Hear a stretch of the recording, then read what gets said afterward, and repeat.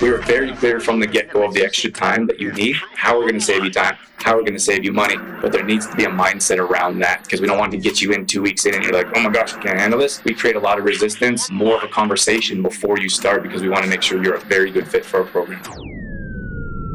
Welcome to Exploring Mind and Body with Drew Tadia. Drew is an expert in nutrition, fitness, lifestyle, and more. And he wants to help you live a healthier, longer, and more active life. Now here's your host, Drew Tadia. Welcome to another edition of nationally syndicated Exploring Mind and Body. Thank you so much for being here. Thank you for tuning in and being a part of our True Form Life community. We're coming at you with a brand new show. We appreciate whether you're listening on terrestrial radio across the country or as a podcast around the world. We certainly wouldn't be here without you. So stick around.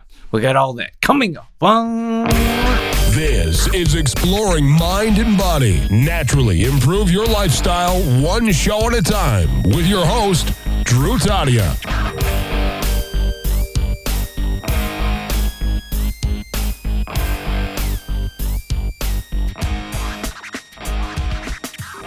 Good morning, everyone. So today I want to talk about the hidden cost of a program, like programs in general, right? But we teach fitness, so we're going to specifically talk about the hidden cost of an exercise program. So I feel like this is an important topic because this is a reservation for a lot of people. They think, okay, well, if I sign up for a program, there's going to be a bunch of hidden costs. So we'll talk about costs and then we'll talk about investments, and I'll ease your mind about what we do and then give you some insight about what others do. And I guess here's the first thing we can talk about. We can talk about time as an investment. We'll talk about finances as an investment. And then we'll talk about maybe expectations. I suppose that's fair. So you know exactly what you're getting into. So I suppose before you join any type of program across the board, you have to understand that it's going to be some time in investment, right? And here's the thing is that if you're not willing to invest any time, or maybe a better statement is if you're not willing to make any adjustments to your life, we shouldn't really expect change, right? Like if you keep doing the same thing over and over again, you're going to get the same results. So sometimes people say to me, well, how much more time is it going to take because I have none? And I'm like, okay. I could tell you what you want to hear. Like, don't worry, we're going to save you a bunch of time. You're not going to have to create any more time in your life. We're just going to insert what we do. I don't know. Like, that may be what other coaches tell you or what other facilitators of programs tell you, that don't worry, it's not going to take you any extra time. That's a lie. You're going to have to make some adjustments in your life, and that's all there is to it. And there's only so many hours in the day. So I'm not going to say we're going to magically create more hours in the day for you, but I can tell you that you're going to find more time once you find more time, right? So when it comes to time in particular, we all have time for our priorities, right? Like before you had children, there's a very good chance you had no time in your life, right? There's never the perfect time to have kids. Most of us are jam-packed with work, financial obligations, family obligations.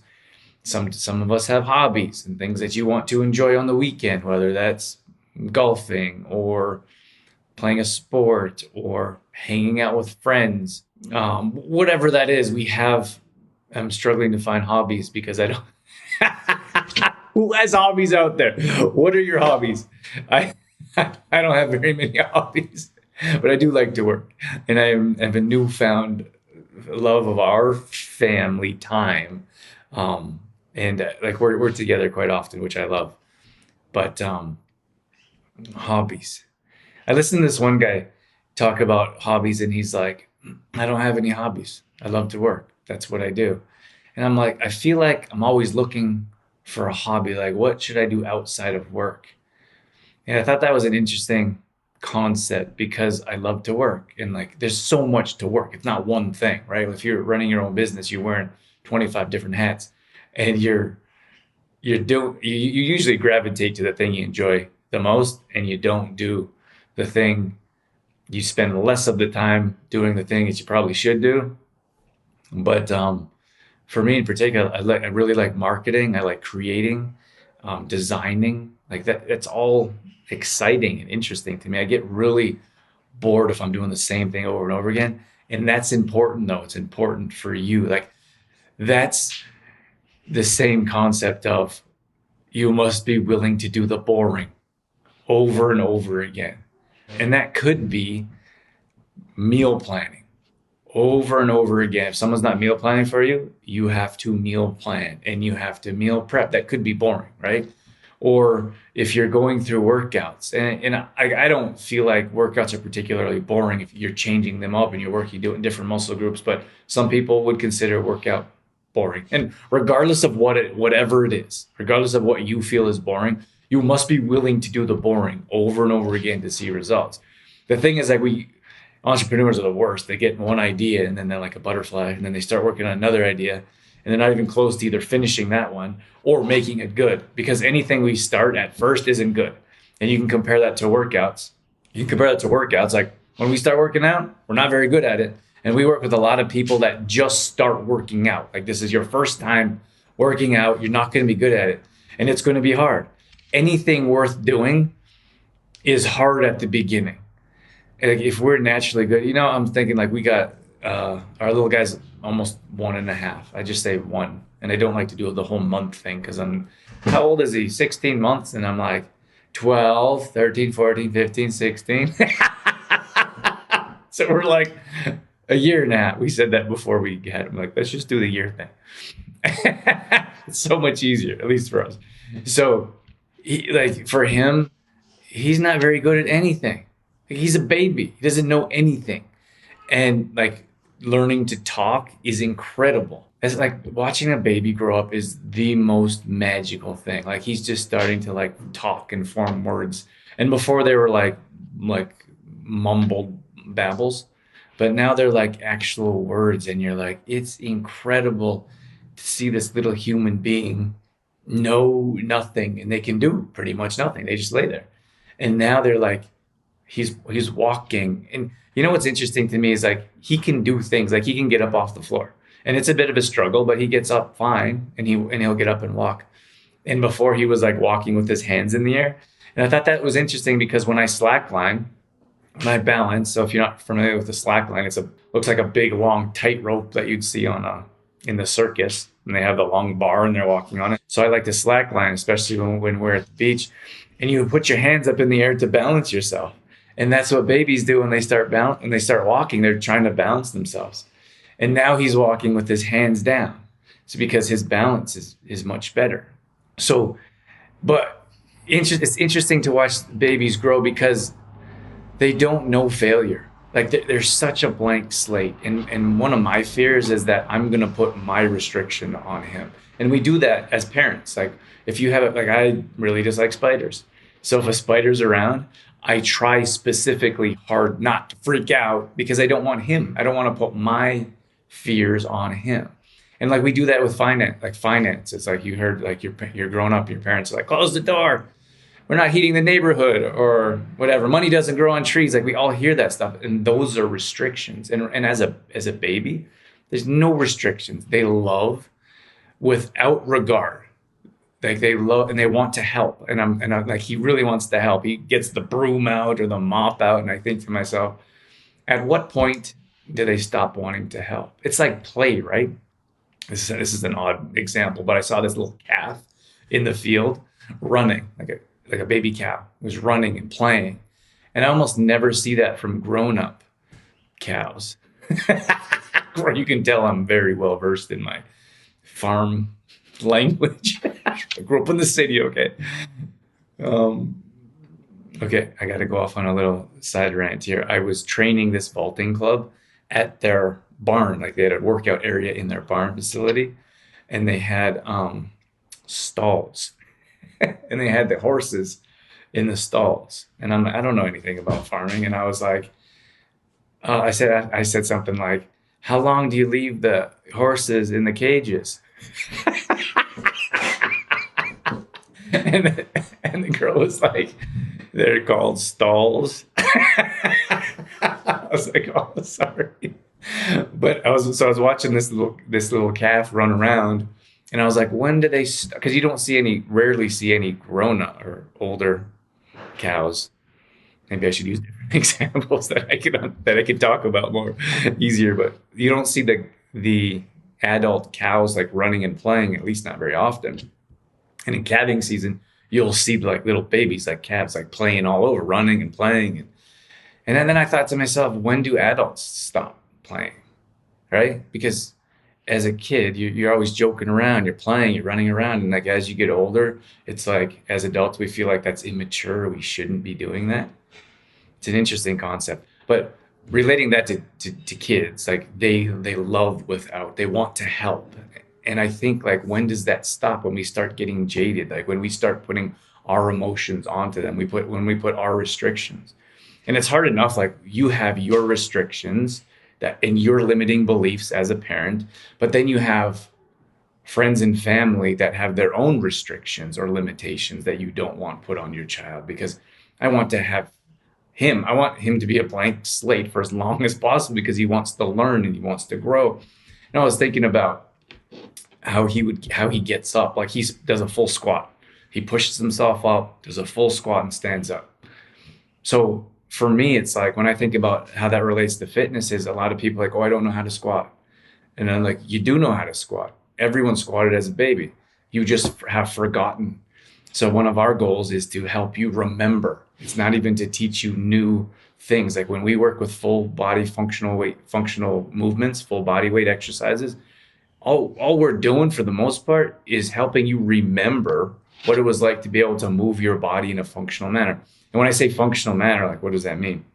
That means it's simple things as getting up off the floor, getting out of your bed easier, getting off the couch. We had this come in from one of our clients. They said that they were at church and they used to struggle to get up and like push themselves off to get off the, what did we call them? I used to go to church too. Pews? I guess it doesn't matter. The bench or the chair, whatever you're sitting on. And they got up like that with no hands, no extra movement. They just stood up and they're like, oh my gosh. And like, those are the things that we don't think about when we join a fitness program, or those are things that we don't want to think about, or those are benefits that we don't realize how powerful they are. Like we're making your life easier by doing the little things, but everyone's like, how do I lose 25 pounds in 2 weeks? I'm like, not sure. Can't help you with that, but we'll teach you how to lose a significant amount of weight along with other benefits. We'll also teach you to keep it off, right? That's very different. So getting back to my topic at hand is that there's many hidden costs that we feel like could adjust or prevent us from making a decision. And one of those is the extra time put in to our daily life. And like I said, I'm not going to tell you I'm going to give you more hours in the day because there's only 24 hours in the day for everyone. And I'm not going to tell you that it's not going to be important to you until you make it a priority, because I'm sure you heard that a dozen times. But when it comes to extra time, I've told you here at the beginning that you must be willing to adjust your day to put different things in your day. Like if your day's jam-packed, like I was talking, kind of went off at a little tangent about kids, but I feel like that was important. But before you had kids, your day was probably jam-packed. And then you had kids and you magically found more time for those kids.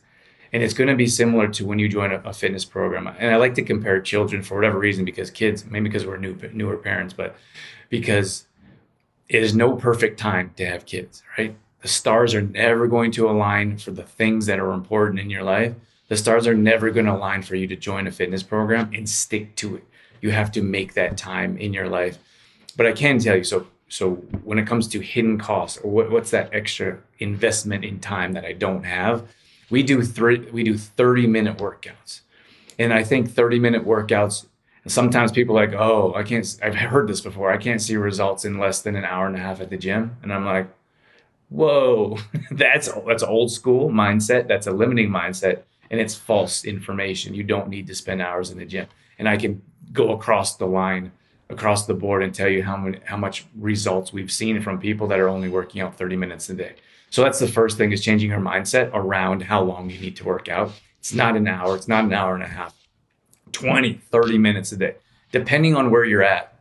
All right, we we have done a 7-day Tabata challenge, 7-minute workouts. And we have people exhausted after 7 minutes. Of course, it's high intensity, seeing results. So it's not the duration that you should be worried about. It's the consistency, and it's the making a mindset of like, I can make this happen. And it doesn't matter how long I'm working out. We need to start with a proper program, and I can make that happen. So that fitness in particular, a lot of people say, what is the time investment I'm going to need to invest?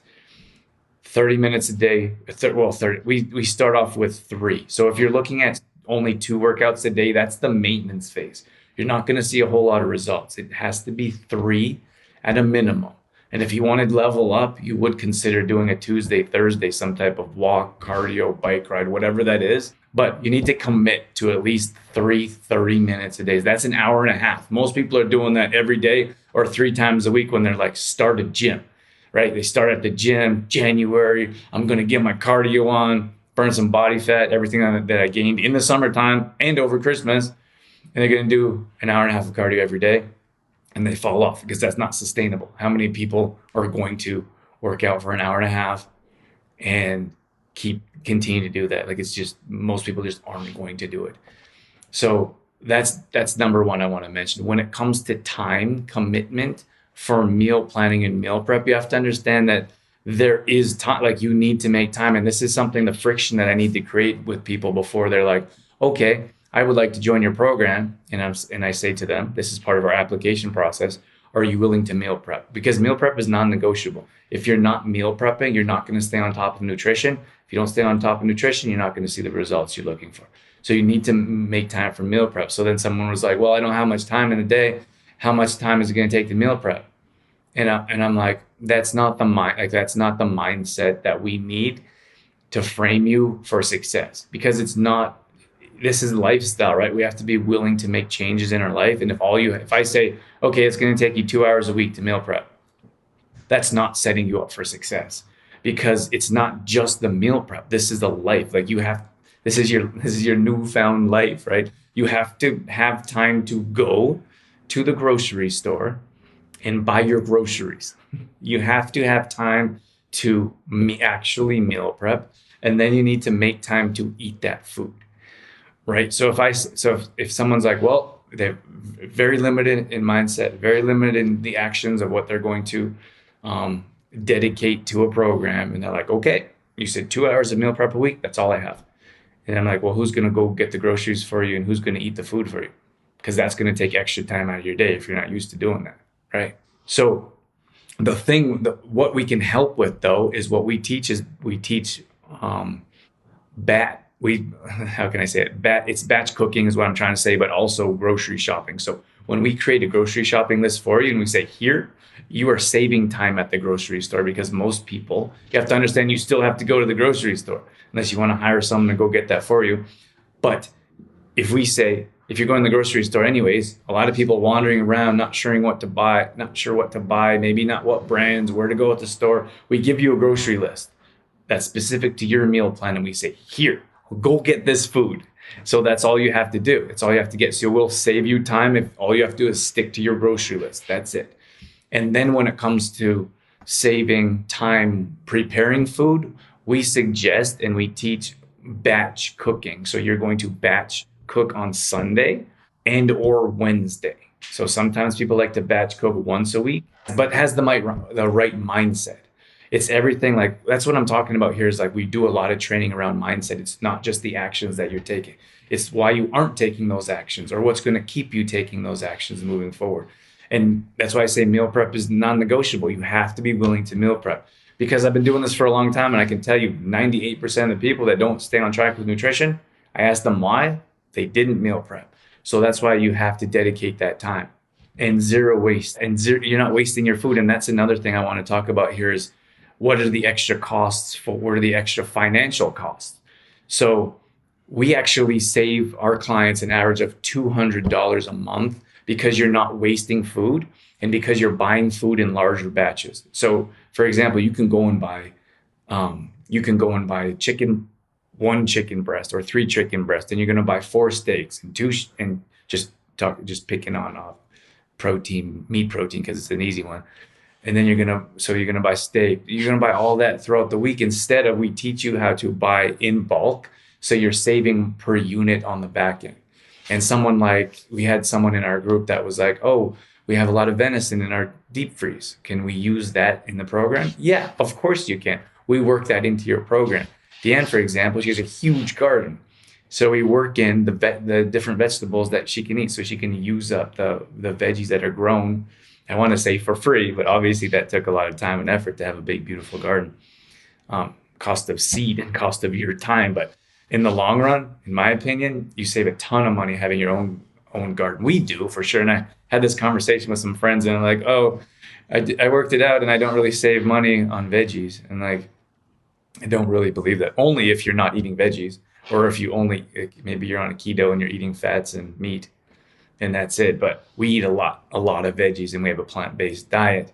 So even though, regardless of what other macros, we teach the 4 macros, but what other macros we have in our meal plan, we eat a lot of veggies. So that coming from the garden, even if you're growing your own, it's much cheaper than going to the grocery store. So you're going to save money, because everything that is in your meal plan, you're going to eat. You're not going to buy a bunch of stuff, not know how to use it, or not be motivated to use it and throw it out.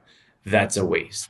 So, and then the other aspect is when it comes to your financial investment of working out, a lot of people are like, oh, so once I sign up with you guys for a fitness program, I'm going to have to buy a gym membership, or I'm going to have to buy a bunch of equipment. So it's worth noting, and you should know this.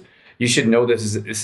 I'm talking about our program, but you should know this as a generalization for any program you sign up for. And I don't care if that's parenting. We took prenatal classes or birthing classes. We wanted to know exactly what the costs were beforehand, right? And you should know this for, if it's business, if it's fitness, whatever it is, before you sign up for a program, you should know all the ins and outs, because you don't want to get into a program and then be like, oh, I can't afford it. That's why we talk about I'm trying to talk about the hidden costs, right? For us, we don't have many hidden costs. Of what I'm talking about is the time that you need to invest for yourself. And again, we teach you how to save time, but you still need time, right? I'm not going to eliminate time for you. That's a lie. Any program that tells you that is not telling you the truth. And then when it comes to the extra finances, right?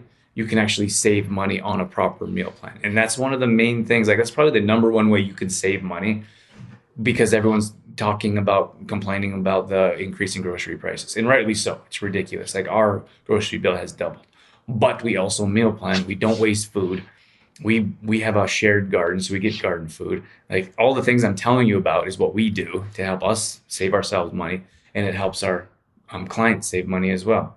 So the last thing I wanted to mention here is the fitness end of it. So once you join a program, are you going to have to pay extra for a gym membership or buy equipment? And at least in our program, you should know that, right? Before you sign up. With our program, we start with functional full body weight exercises, which I was talking about with babies, which is why I think it's so incredible to see babies and how they move and how they function and how flexible they are. And they just have such a wide open mind. And what's interesting about babies, at least to me, is that they don't have, that's why I say they're a blank slate. They don't have a memory of failing, or they don't have a perspective of failing is a bad thing. Like, failing is a good thing. Like, our little guy has fallen more times than I can count.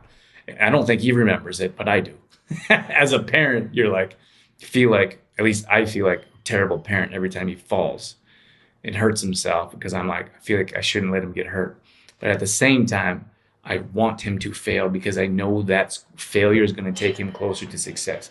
So he's fallen dozens and dozens of times before he learned to walk without falling. And he still falls a little bit. But us as adults, we fail and then don't get back up. Or we tried something, it's like a food. Oh, I've tried beets one time and I didn't like it, so I'm not going to buy beets anymore. Like, that's a limiting mindset. How about avocados? We hear it all the time from grown adults. I've tried an avocado, it doesn't taste good. I'm a texture person, can't do it. And I'm like, okay, but that's fine. And we help our clients, and we work with them with customized meal plans to what their needs are. But you also have to understand, the more limiting mindset you have, the less the less chance you have of success. It shrinks your ability to have success. And I don't think Deanne would mind me saying this, but when we first started, she was like, I'm not a smoothie person. I'm not a shake person. Don't want that in my meal plan. And I'm like, okay, we won't put it in your meal plan. And then she ended up trying a sample. And then I'm not sure, Deanne, maybe you could explain how it went. But at any rate, now she loves smoothies. She has smoothies all the time. But you have to understand that's a limiting mindset. And once you open that mindset up and try new things and be willing to stretch your comfort zone, we've had this conversation with multiple people in our MAP program, and they say, I don't really want to do that. And I said, well, you should do it anyways. That's the reason you should do it, actually. And they're like, nah. And I said, so I said, I would like to help you stretch your comfort zone. I'm your coach. That's why you hired me. That's my job. Let's try to make it happen. And if they're 100% no, not ready for that, okay, let's move on and try something else. But in most cases, our people have been fantastic. Our clients have been amazing. Like, okay, I'm going to try that. And then they realize the benefit of me helping them understand why that's important. Just to wrap up the whole fitness end of it is we work with functional movements first. We want a strong, solid foundation. So for you to be able to move your body, so I'm talking about is getting up and down off the ground, trying to figure out how to use your body, because we have forgotten. As children, as babies, as kids, we know how to use our bodies. As we get older, as adults, we stop using our body and we forget. So it's not that we don't know how, we have just forgotten. So we teach you how to use your body again, so you don't need any equipment. You don't need to pay extra for a gym membership. As we move forward, I'm still not like we don't teach heavy lifting. Our audience is busy moms. Moms don't want big, bulky muscles anyways, which in my opinion is mainly what gyms are for. If we get to a point with you, it's going to be for long, leaner muscles. After we get you past the fat loss stage to the maintenance stage, you're going to be probably using light weights, bands, balls, etc. So you can find them very cheaply at most, like at pharmacies, at most sports stores. So we don't have a large investment or any at all, especially to get started when it comes to the extra investment that a lot of people feel that they're going to have once they get into a fitness program. We have our own protein supplement. It's a plant-based. It has fermented, organic, and or sprouted ingredients, great for digestion, no chalky aftertaste, no chemical. You don't get that chemical taste. You don't get gas, bloating. And that's what most people have experience with. They're like, oh, they go to the cheapest box store, Costco, whatever, grab a big tub and think that all protein supplements are the same. So they have a bad experience and don't want to try it again. And ours is much different. It's a very different experience. But at any rate, I have to leave you with that. Hopefully that gives you an idea of the hidden costs of any type of program. You should ask questions. You should know very well what you're getting yourself into before you get started. And before we get anyone on board, we're very clear with that, because we don't want people to be like, start our program and then like, oh my gosh, I can't afford it, or I don't have any time for this. Like, no. We were very clear from the get-go of the extra time that you need, how we're going to save you time, how we're going to save you money. But there needs to be a mindset around that, because we don't want to get you in 2 weeks in and you're like, oh my gosh, I can't handle this. We create a lot of resistance, more of a conversation before you start, because we want to make sure you're a very good fit for our program to see success. Thank you so much for joining me. Have a good day, everyone. True Form Life. All right, that's going to wrap things up for this edition of Exploring Mind and Body. Once again, thank you so much for being here. Thank you for tuning in and being a part of our True Form Life community. You can always find us on Facebook.com/TrueFormLife. We post up there a couple times a day on our story. We're always trying to bring you more content around living a healthy lifestyle, whether that be nutrition, fitness, lifestyle, and more. We also have free challenges that we do at least once a month. So if you follow us along there, you'll be able to join maybe a plank challenge or a squat challenge, Tabata challenge, whatever it may be. We'd love to have you join us. We're also on Instagram.com/DrewTadia. Again, we're posting up there a couple times a day along with our story, all dedicated to keeping you fit and healthy and on track. Our main website is TrueFormLife.com. If you want to check out some of our products, some of our services, or if you just want some great content from videos to blog posts and recipes and more, we got all that at TrueFormLife.com. Once again, thank you so much for being here. That's it. That's all I got. I'm out of here. As always, I'm your host, Drew Tadia, in health and fitness for a better world. Thanks for listening. You've been listening to Exploring Mind and Body with Trueform Life's Drew Tadia, fitness expert. To find out more about the show, Drew Tadia, or to listen to past shows, visit exploringmindandbody.com.